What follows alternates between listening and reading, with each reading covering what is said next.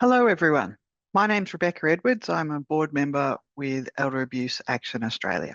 I wish to acknowledge the traditional owners of country throughout Australia and recognise their continuing connection to land, waters and culture.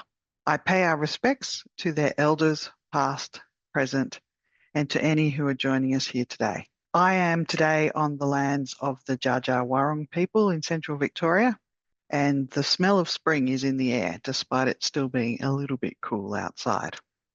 Welcome everyone to today's Lunch and Learn session. These sessions give our members the opportunity to showcase their work and share this knowledge and experience with a growing audience of people from the sector and community members. Some housekeeping before I introduce our speakers for today. Firstly, if you could please use the chat function to ask questions or to share comments during the session. As always, please be respectful in your interactions with each other and with the speakers. Question time will follow at the conclusion of the presentation.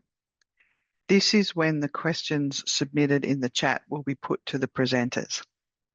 As we have two presenters for this session, please include the name of the presenter your question is directed to in the chat if you want it particularly directed to one or the other of them. The presenters will respond to as many questions as possible. Closed captions have been enabled for this session. If you need these, this is an option on the bottom of your screen in Zoom. This session is being recorded for the purposes of sharing this webinar with everyone who is registered and on the EAAA website and via the YouTube channel. Finally, we'd appreciate your feedback in the survey that will be sent to you at the end of the webinar. And now today's presentation. We are very fortunate to have two presenters today representing Seniors Rights Victoria, speaking about Beyond Age, a primary prevention art project to address ageism and elder abuse. The Beyond Age project was launched at the 2025 World Elder Abuse Awareness Day Morning Tea, hosted by Seniors Rights Victoria and Council on the Ageing Victoria. We're going to hear today about how the project came about, the recruitment process for older people to be part of the project, and the exhibition and plans for expanding the project. Our speakers today are first Gary Ferguson. Gary is the Education Coordinator at Seniors Rights Victoria at Council on the Ageing Victoria and has worked with the service since its establishment in 2008. Seniors Rights Victoria is the key statewide community legal service in Victoria addressing and responding to elder abuse. Gary has a health promotion background and has worked at the Alfred Hospital and Royal District Nursing Service in Melbourne. In his role as Education Coordinator, Gary coordinates the activities and events for Seniors Rights Victoria's World Elder Abuse Awareness Day across Victoria and is committed to the delivery of elder abuse prevention that addresses its main drivers in ways which are relevant and applicable for different populations. Secondly, we have Mary-Faeth Chenery. Mary-Faeth is the President of Older Women in Co-Housing, called WINC, a 31-home co-housing community for older women being built in Castlemaine, Victoria. She's also a member of Council on the Ageing Victoria and is also the President of Safe Place Homes in Daylesford, where she now lives. In 2025, she was inducted into the Shire of Hepburn Women's Honour Roll for being an advocate for peace and housing security. As an inductee, she was recognised for representing Australia in international peace initiatives and working to elevate the role of women in peace negotiations. She is here today to share her experience as a participant in the first of Gary's workshops and her thoughts about ageing and ageism. Let me now welcome Gary Ferguson to start the presentation. Thanks, Rebecca. I'm just going to start sharing my slides.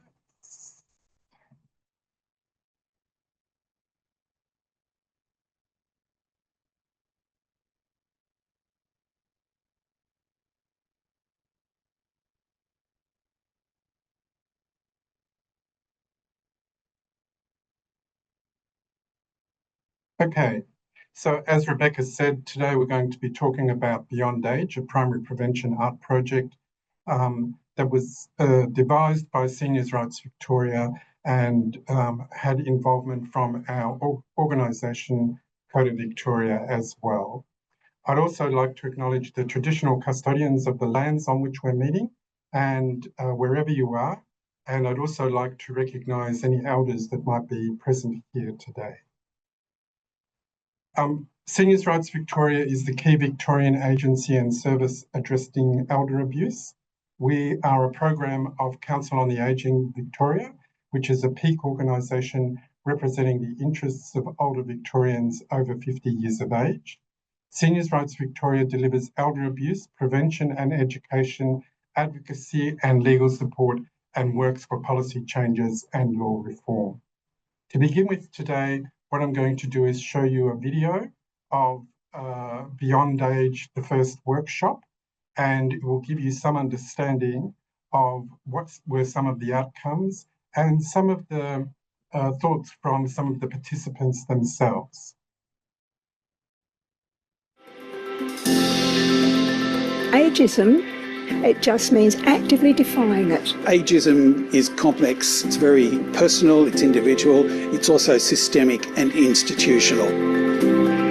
World Elder Abuse Awareness Day is celebrated annually on the 15th of June, and it is to raise awareness and increase education around the abuse, neglect and mistreatment of older people. The workshops that we're running as part of the Beyond Age program will focus on matching a photo of someone's younger self with a photo of them in the present day and include a statement around advice that you might give to your younger self. Oh, my younger self, I said, darling, I said, don't worry so much about what other people think of you. The takeaway I got out of today was the importance of peer connection.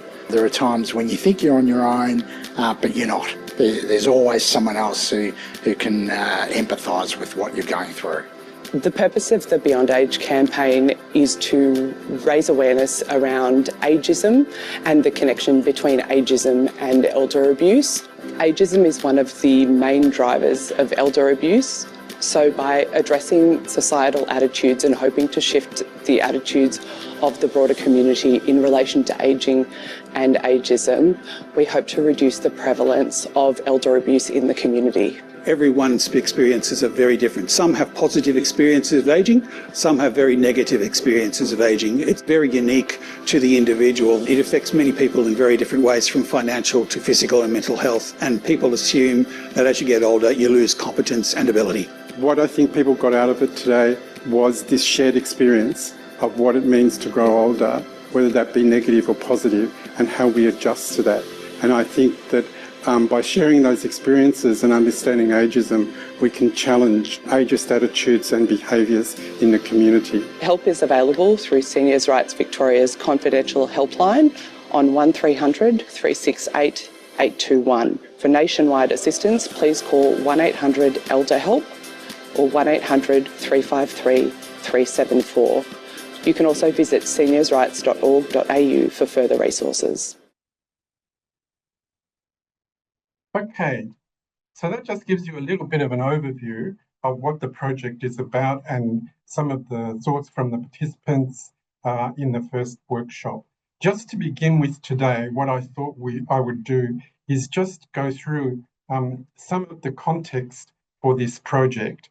And some of this information you might know, however, it will mean that we'll all be on the same page. So most of us would know that ageism is the stereotyping, prejudice and discrimination of older people. It has a negative impact on health and well-being and can result in the social exclusion, exclusion of older people from meaningful roles, relationships and participation in family and community. Research by the World Health Organization indicates that ageism is highly prevalent in countries across the world. And as there's an increasing aging population globally, there is more potential for increasing ageism, which leads to elder abuse. In 2017, a survey by the Benevolent Society found that of the 4 major settings in which ageism occurs, it's mostly in families and local communities. In Australia, we learned through the National Elder Abuse Prevalence Study, which was released in 2021, that 1 in 6 people over 65 years of age will be subjected to some form of elder abuse in any 12-month period. The study posited that ageism and elder abuse as a human rights issue manifests in a lack of care and respect for older people. Now turning to primary prevention, which is the framework on which this project was based. In primary prevention, we attempt to identify the main cause of a problem, in this case, older people being at risk of elder abuse, and we aim to prevent it before it happens. Some of the causes of elder abuse are attitudes, the most obvious being ageism, which can be external or internalized, and which devalues older people and jeopardizes their rights. Behaviours, many of those who witness elder abuse overlook it when it occurs, and older people might see the mistreatment as the trade-off for care or contact with family. Another cause is culture, and I'm not just talking about culture related to language or ethnicity, but culture generally in the community, which may be pressuring people to observe particular norms and can sway whether a victim survivor seeks help or not. And the final cause, but certainly not the most, not all of them, is knowledge, which some older people might not know what is occurring to them is elder abuse. In primary prevention, which addresses ageism and elder abuse, we're aiming to raise awareness of the value of older people and build their confidence in asserting their rights.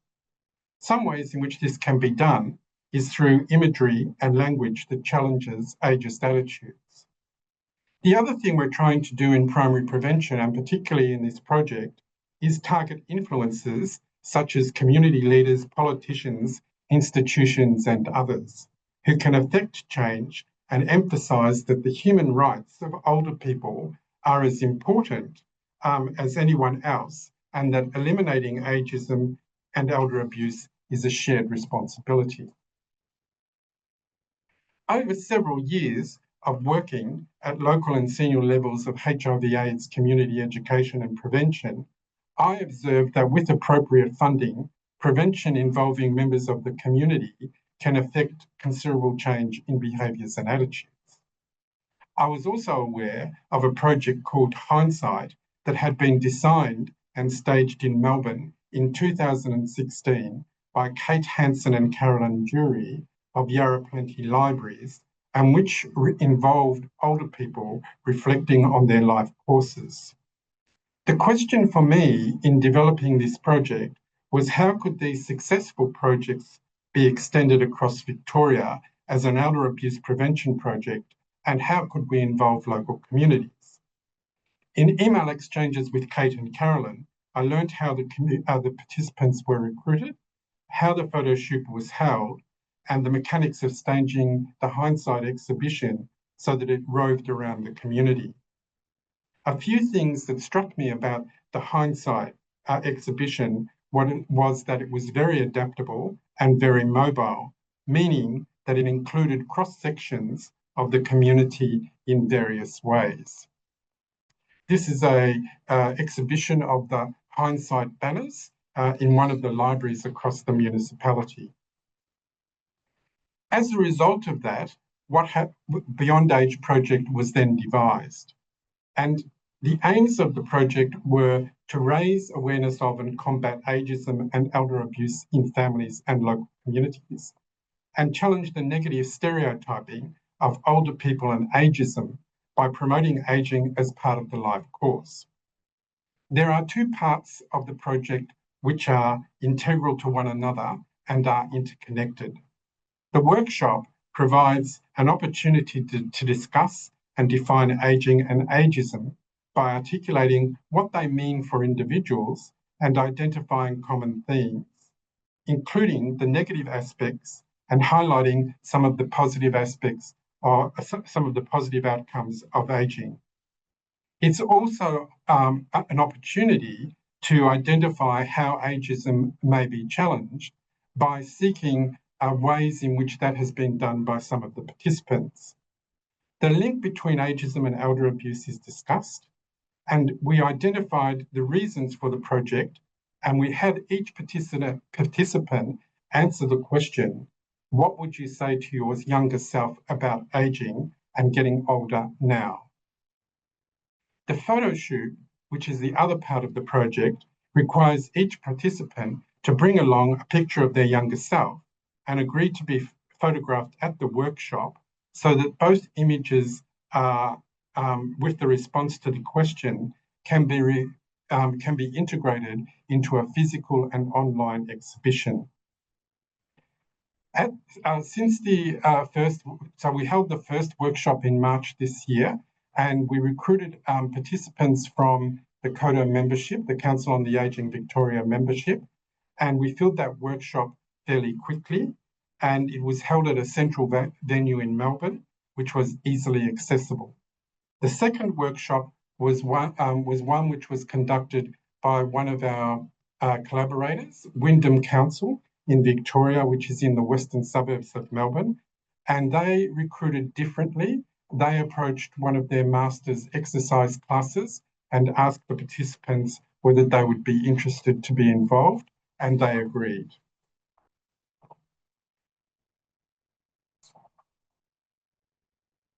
So, to make sure that we had full participation from the participants, I made a point after we had the registrations in the first workshop to contact each of the participants either by telephone or email so that they knew at least one other person who would be in attendance at the workshop and to advise them of what they could expect during the workshop discussion and the photo shoot.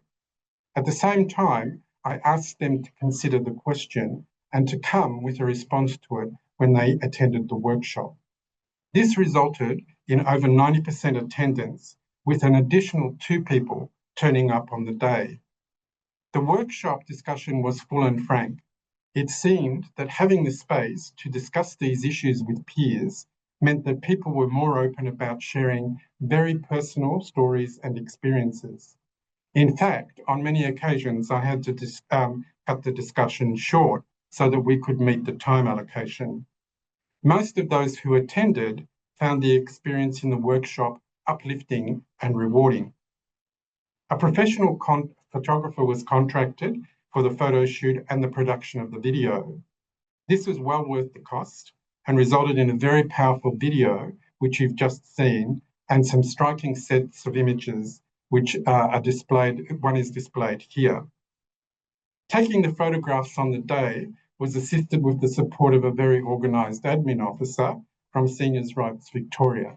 She scanned the original photos and ensured that they matched with the photos that were taken on the day. The biggest challenge was that most of the participants bought more than one photo of themselves and wanted to discuss which one they should select, along with telling us the story of their younger self. The cost of all of this, including the venue, catering, the production of the video, the production of the banners, and the photo shoot and workshop, was around $10,000. Wyndham Council, on the other hand, reduced their costs significantly by using an in-house photographer from their comms department, and they decided not to produce a video. The other difference at Wyndham was that they framed the print versions of the photos with the quotes and had a preschool group of children decorate the frames. These were then exhibited in community hubs during June, which is when World Elder Abuse Awareness Day occurs. So what are some of the challenges that we faced in those first 2 workshops? Well, as you can imagine, creativity is nearly always hampered by reservations that might occur in an organisation or the insistence that it be shaped in a particular way without understanding the aims of a project. Primary prevention and how it can be achieved through an art project like Beyond Age isn't understood by everyone. So the challenge was to convince the decision makers the value of the project and the way it should be delivered.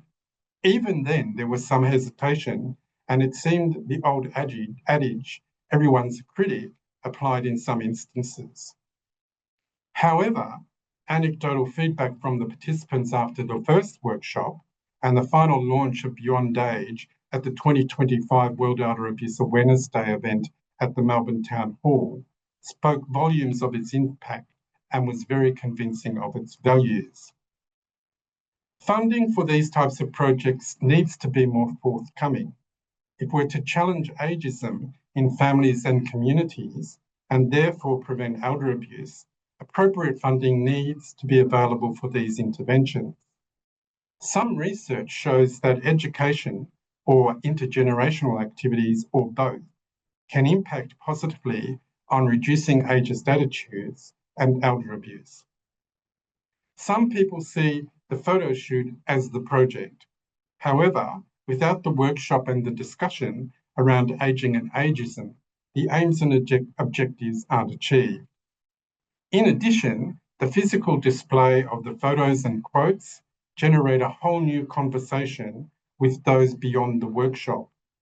After all, we're wanting to change the conversation about ageing, not just display a series of photographs, as striking as they might be. Documentation is required for these projects so that they can be adopted and adapted in different regions and areas. The difficulty is that for the main organiser of the project, it's not always possible to document it well. So I think at some point, there needs to be a process of reflection which allows some documentation. This lunch and learn session is one way to do that. For this project to be sustainable beyond the funding issue, there needs to be the involvement of external organisations and their staff with the local community. To date, there are several local governments which have indicated in principle involvement. The challenge is to make the project model accessible so that it can be adaptable and unhampered. So what about the future? Well, as I mentioned, there are some councils who have already indicated that they're going to be involved in this. Council on the Ageing Victoria and Seniors Rights Victoria have committed to running the project for the next year in the lead up to 2026 World Elder Abuse Awareness Day. We did make an attempt to gain a grant for additional funding to offer smaller organisations who didn't have funding to be a participant in this project. However, the grant submission wasn't successful. So I'm trying to identify how we do this in the future and get smaller organisations involved and a greater diversity of people. My aim is to have a critical mass of the images with the quotes across Victoria so that the conversation about ageing and what it means can be extended intergenerationally. Wyndham Council's involvement of the preschool group went some way towards this. I also want the project to include diversity through the involvement of people from culturally and linguistically diverse backgrounds who will provide quotes to the question in their first language. Also, Aboriginal and Torres Strait Islander people, LGBTIQ+ people, and those living with a disability. One of the things that we did become aware of in the first workshop was that there were some people who didn't have photos of their younger self because of particularly traumatic experiences. So we were able to extend the age bracket for the younger self up until about 45 years of age, so that it incorporated some of their photos. But it might be in the future where that's not possible, that we need to be more creative. And there has been a suggestion from one of the local governments that maybe we need to engage with an artist who would then listen to someone describe their younger self and depict that in a particular image that they draw. By having this diversity, we will ensure that it is truly representative of the community of older people in Australia, but also their experiences. And as one of the participants mentioned, the experiences are very unique. The other thing that the Hindsight exhibition did was they expanded the participation beyond the workshop and the photo shoot. And the way they did this was they asked the question of those who saw the exhibition and requested that they put their answer on post-it notes and stick it on whiteboards or pin it to boards in the library and leave it behind so that other people could view them. As an extension of that, what they did was they then took some of those quotes and they put them on their Instagram account. And as you, under the Hindsight exhibition project, and as you can see, one of those post-its is on this slide. And, you know, so the response was to the question, logic will only get you from A to B, imagination will get you everywhere. The question itself can be applied to ages across the life course. So there are other ways in which we can engage people in the conversation about what it means to be answered. And I'm sure that as we go along, that there will be many other ways that come to the fore that will enhance the project and expand its reach. All it requires is the willpower and the involvement of local communities. I'm now going to end the slideshow and ask for Mary-Faeth to come on the screen. Mary-Faeth was, as you know, I'm just going to stop this, just give me a moment.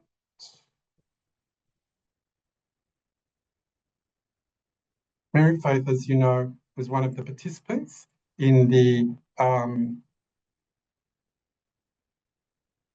think that stopped sharing. Yeah. Beautiful. And I've asked Mary-Faeth to just come and talk about her participation.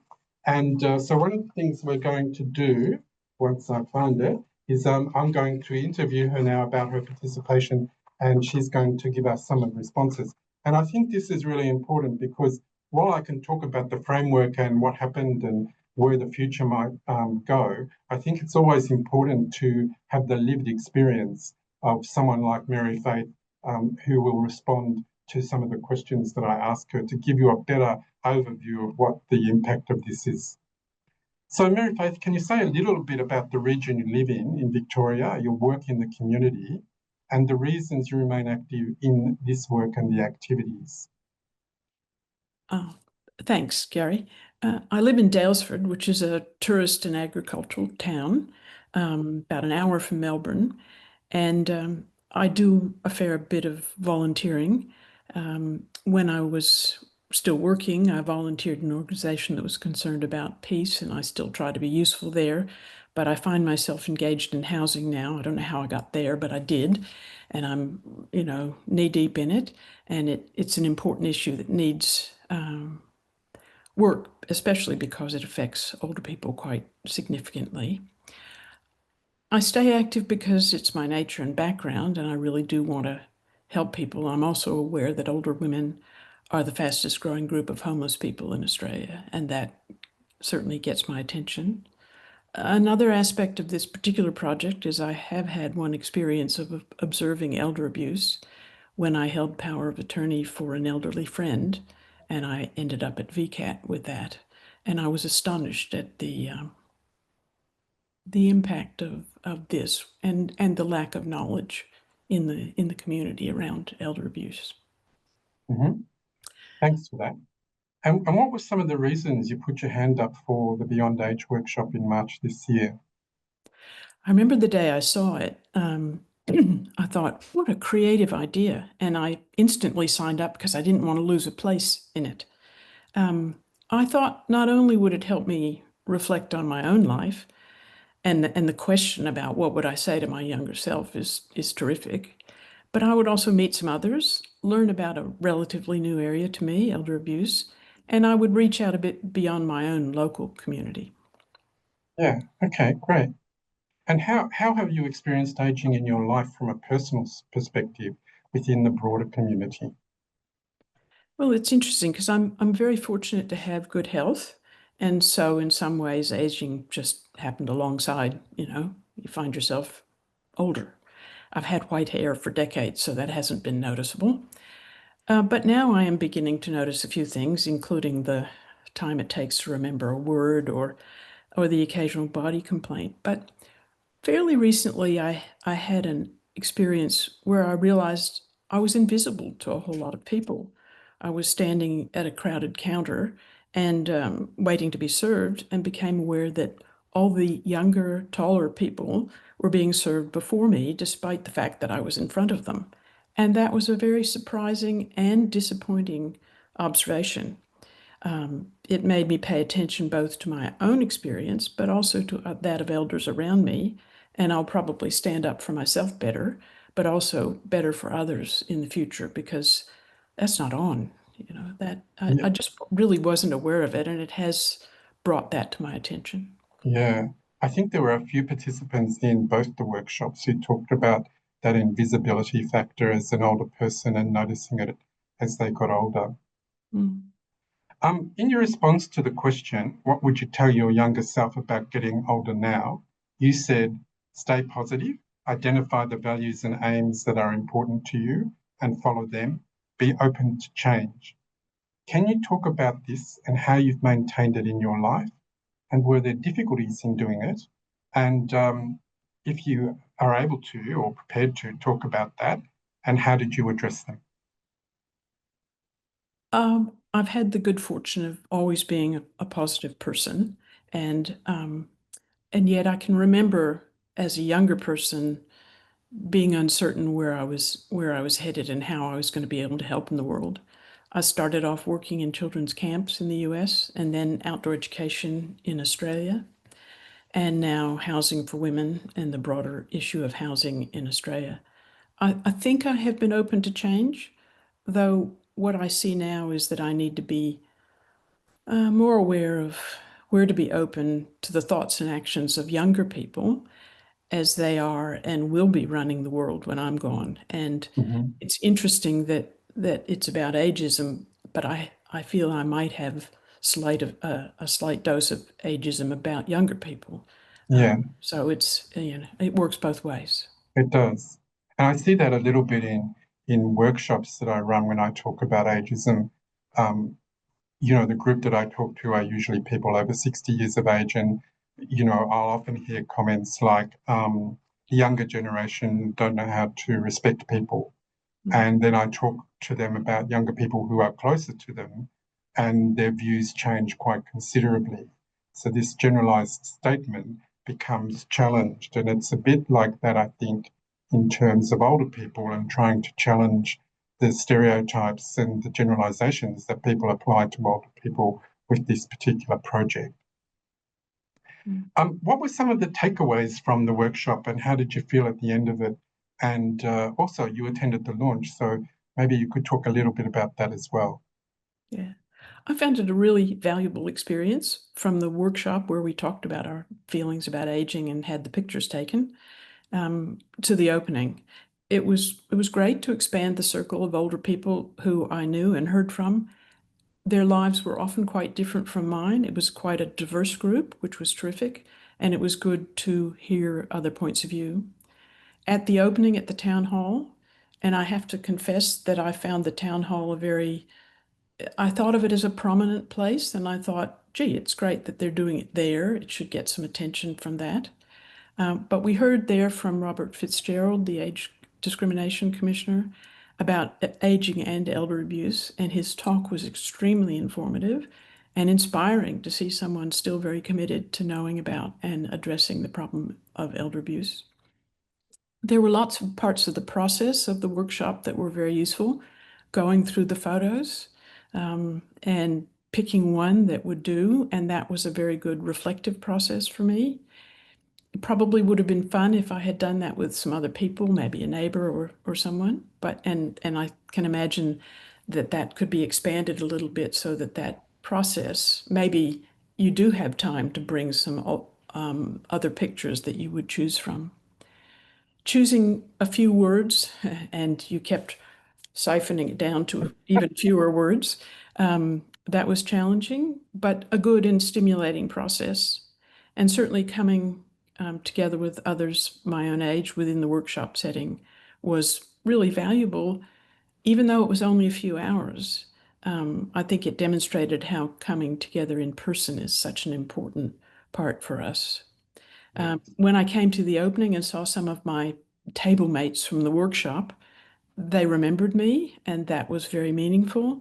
And we talked about how that had progressed from A to B, and it's a comforting feeling to see that I was of value to someone, despite the fact that, you know, some days it feels like you fade into the distance until you're gone.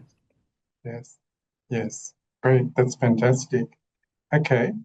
I like the idea of maybe getting a neighbour or friend to help you select the photos, and I agree with you that it does extend the reach of the project as well if people are having those discussions. I'm going to, sorry?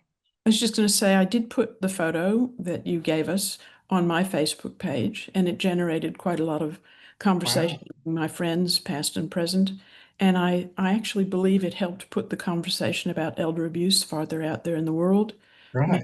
Many of my friends said they looked at the full exhibition online and really enjoyed it. So a few hours with a good purpose can create quite a few ripples out there. Yeah, it's great. Fantastic. Okay. Well, I will hand back to Rebecca now, who's going to, I think she's been moderating the chat, and she's got some questions maybe for us to answer. That was very interesting. Thank you, both of you. We do have a couple of questions. So Linda Holden has asked, how does your project address a social value impact for older people? Oh, well, that's a big question to start with. Sorry. So I suppose I'm not sure how we would actually answer that. I think that unless I don't want to just hand it to Mary-Faeth if she's got an answer, but I think for me, the social value will build over time. I think with the hindsight exhibition, I think it was very limited in its reach. And this is not a criticism of it, it's the way they did it. But its impact was quite significant in that it actually was able to reach into different generations by exhibiting that and having them post their answer to the question and think about the issue.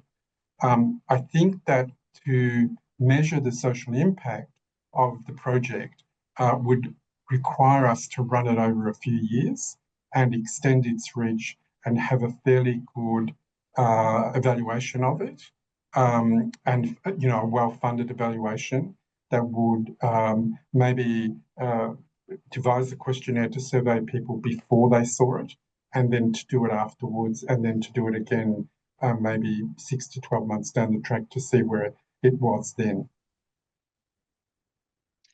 Did you have anything you wanted to add to that, Mary-Faeth?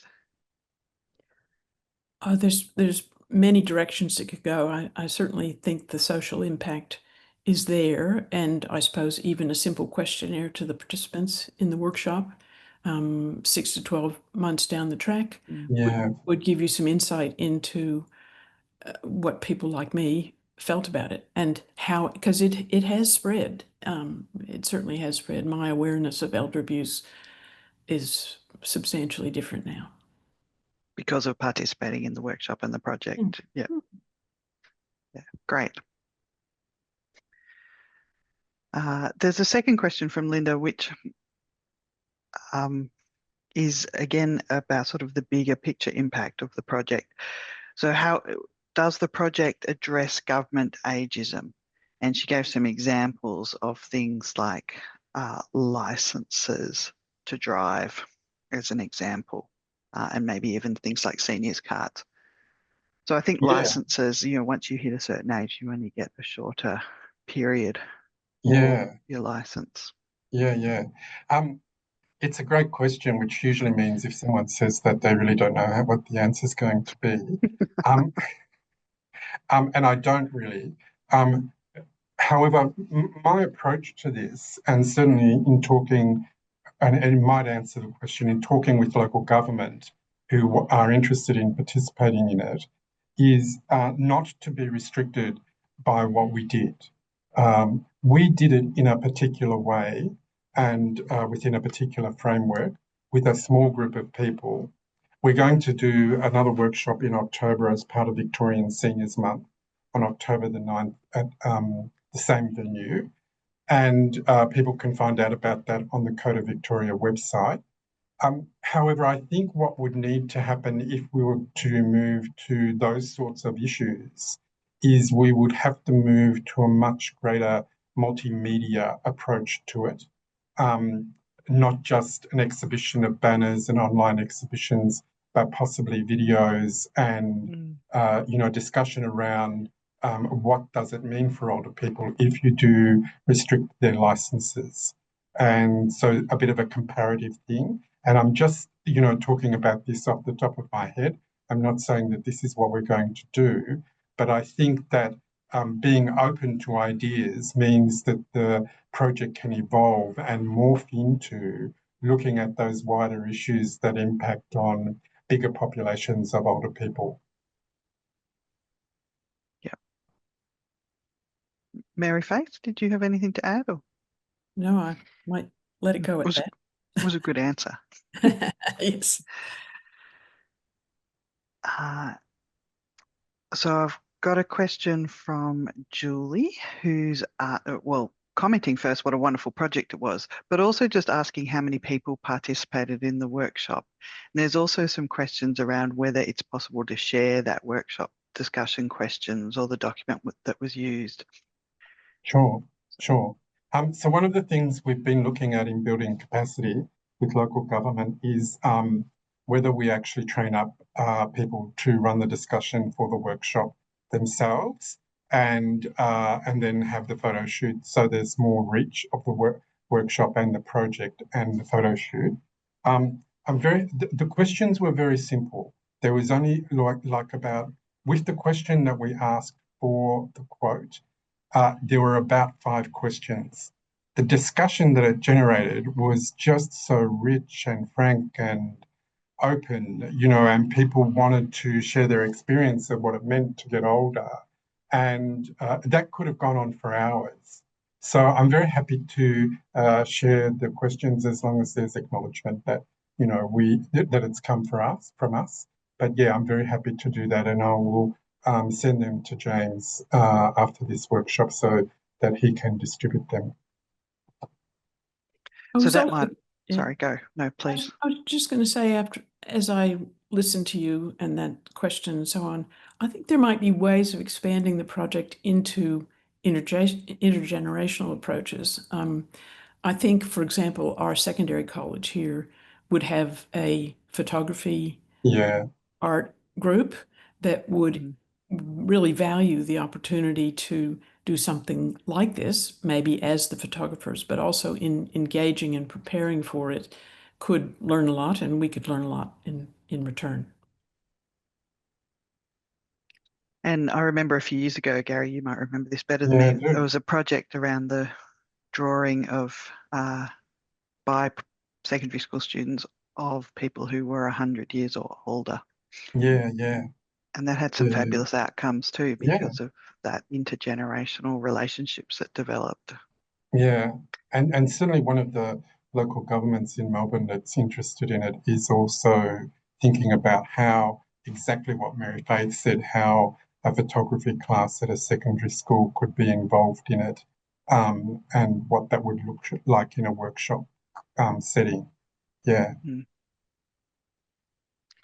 So your comment before about sharing the questions provided they're acknowledged, probably answers Jen's question where she was asking if there's opportunity to conduct the project Australia-wide.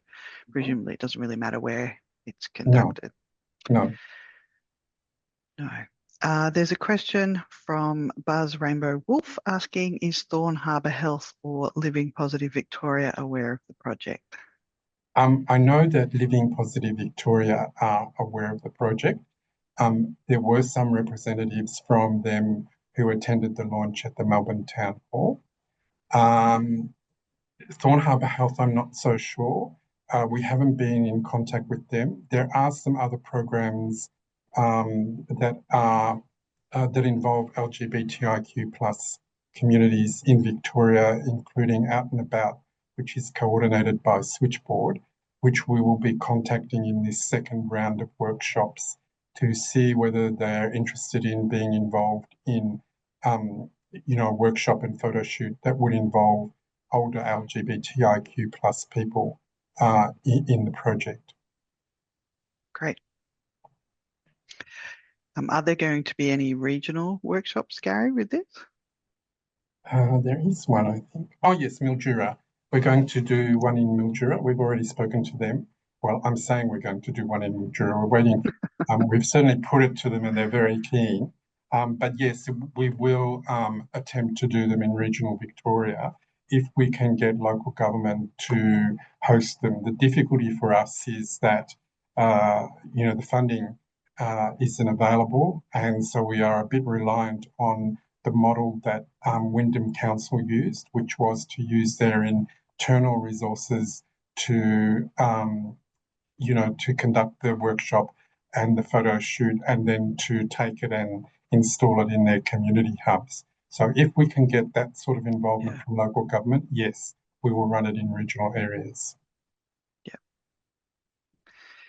And there's a good idea from Darren in the chat. He talks about the idea of a participant being able to register with a +1. So you have two friends participating together, and that might enable that conversation to continue on the drive or the train ride home. Yeah, so, Mary-Faeth, do you think that would have happened? Or? That'd be great. Yeah.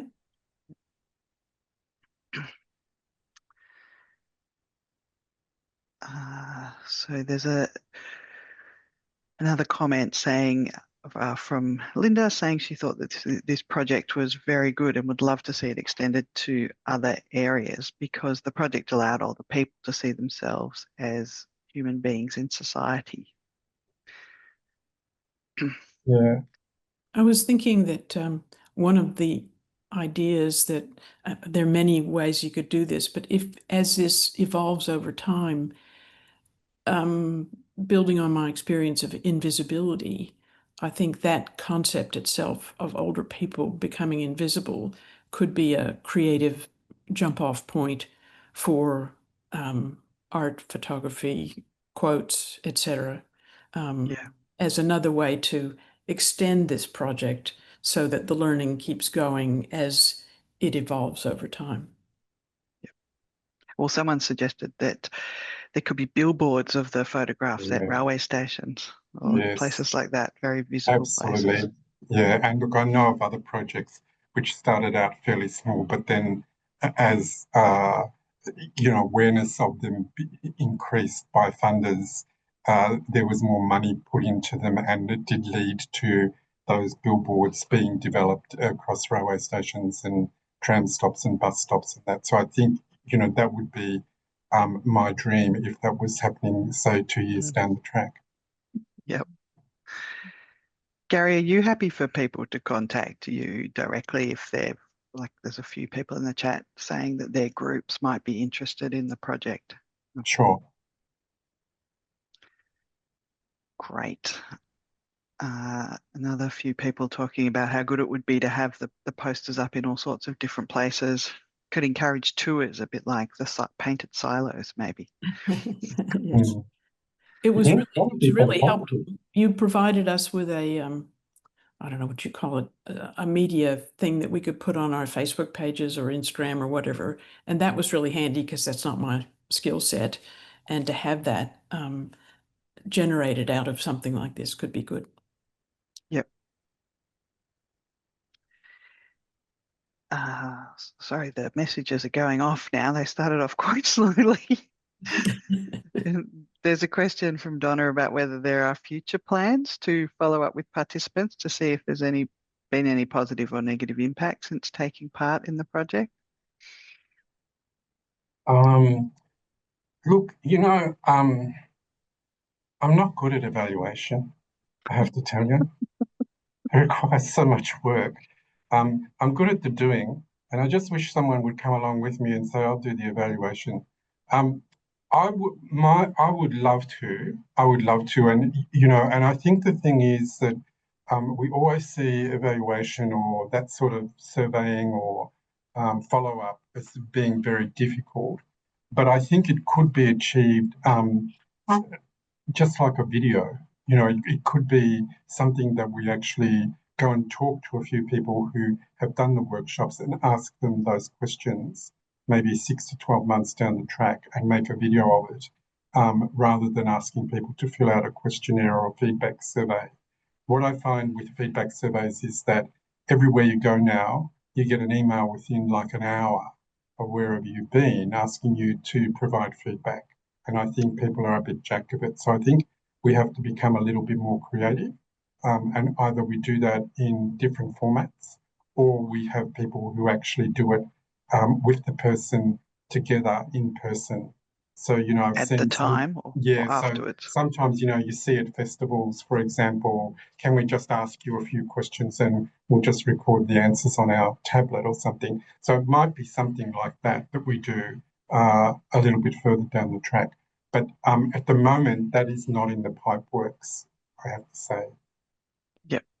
I think I've seen a few, it's hard for me to see the chat, but I think I've seen a few suggestions. But my thoughts on that would be great to do some follow-up evaluation, and universities and TAFEs teach classes in social work and qualitative research and so forth. And I've gotten that to happen for some other community projects, and I really highly recommend it.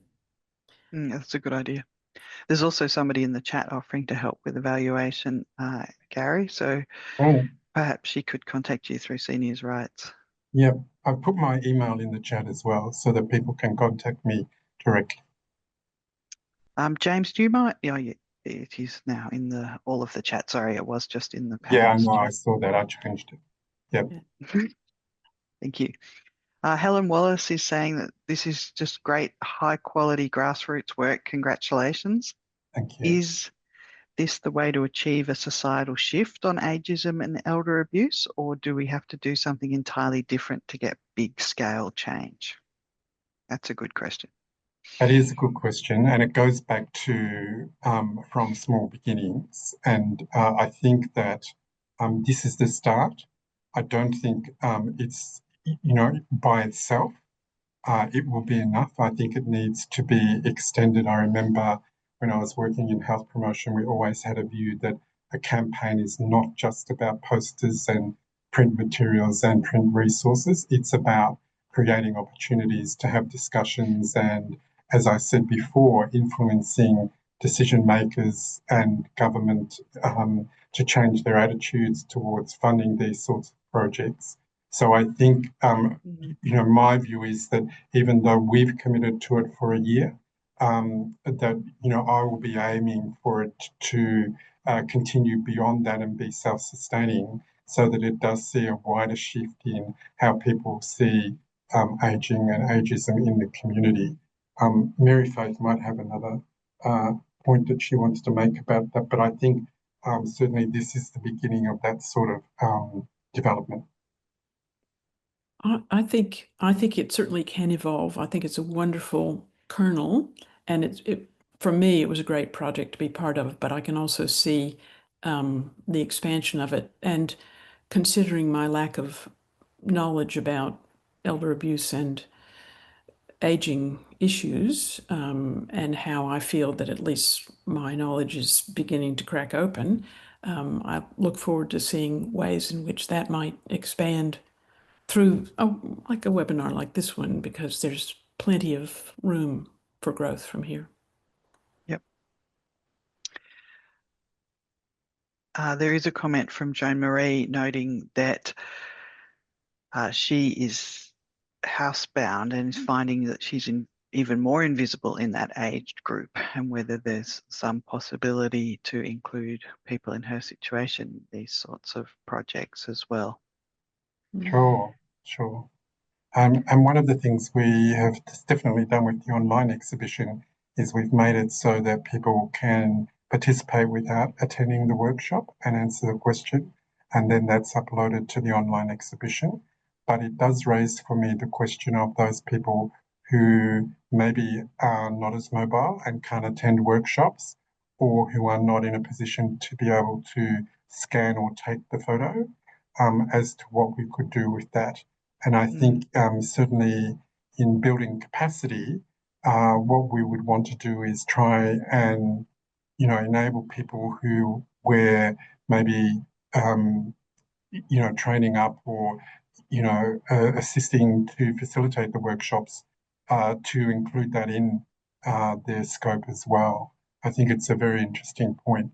And, I think one of the things for this particular project for me has been, it's made me think about a whole lot of things that I didn't think about originally. For example, the fact that there are a lot of older people who will not have photos of their younger selves because of traumatic situations that they've had to flee, or maybe, are very acrimonious breakdowns of relationships that they had to flee. And so, it's about being creative and trying to find ways to be inclusive of those people as well. So the more that we hear about what might be restrictive for people to participate, the more we can look at those challenges and how we might address them. Yes, that was heartrending, actually, that finding from your study. Yeah. So I've got another question here, so we're just about out of time, so it might be nearly the last one. Darren's asking if you can talk about the project name. So what's the message with Beyond Age? Well, we tried to think of a number of different titles for it. And the reason we went with that was because it actually speaks to, addressing ageism, which is restricting how people actually see aging in the community. And the second thing we wanted to do was to demonstrate that getting older is not just about a whole range of stereotypes, that, aging is part of the life course, hence having the earlier photo and the older photo and the quote. And so that's how we came up with the name Beyond Age. The sort of, I suppose the subtitle is changing the conversation about aging and ageism. So we haven't put that in this particular presentation, but that's certainly how we have promoted it in the past and how we will continue to promote it. And any final words from you, Mary-Faeth, before we wrap up? I'd just like to say thanks, because taking part in this workshop was terrific for me, expanded my horizons substantially, and I'm very grateful for that. And I can see many ways that even in a small community like mine of Daylesford, we could engage quite a few of the different resources in town to do something that might take that idea and allow it to grow here. Well, I also want to say thanks. Thank you to you both for your presentation today and for sharing the details of the Beyond Age project. And thanks to everyone who joined us live this afternoon and for all those great chat, comments and questions. The link to the recording will be distributed to everyone who registered for the webinar, and it'll also be published on the EAAA website and on the EAAA YouTube channel. Lunch and Learn sessions are now being held monthly, so please join us again in October as we hear from Darwin Community Legal Service. And if your organisation is a member of EAAA and you'd like to present some of your work, we are now starting to put together the 2026 program for these Lunch and Learn sessions, so please contact James Thomas at memberships@eaaa.org.au for more information. If you're not currently a member of EAAA but would like to know more, please head to the EAAA website. eAAA.org.au. And just one final thing, EAAA is hosting the Australian Elder Abuse Conference with the theme Stand Up, Speak Out on the 27th to 29th of July 2026 on the Gold Coast. The call for abstracts is now open. It closes on the 7th of October. And there is a conference website you can go to for any more information, which is conference.eAAA.org.au. Enjoy the rest of your day, everyone. We look forward to connecting with you again soon.